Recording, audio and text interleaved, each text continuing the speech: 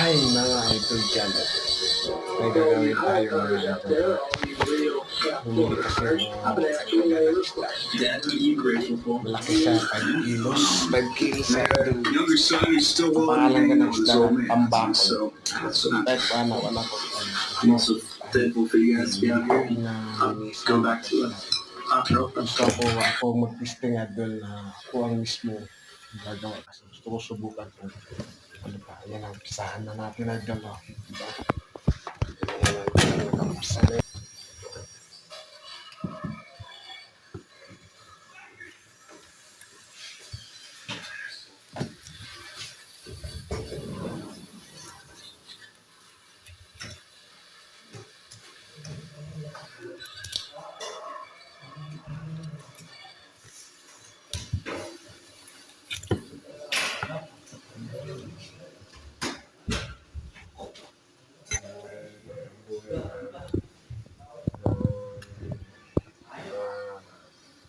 Bagay, gusto ko lang subukan din talaga.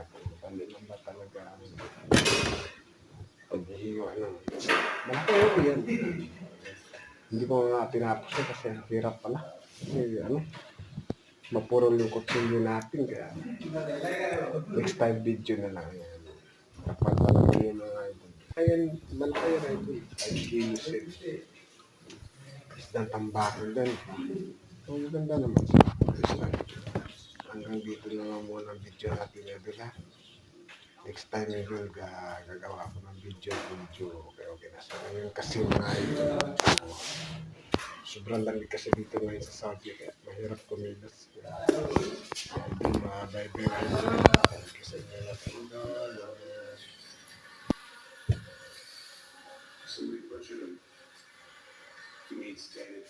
Whatever we're gonna do, make sure that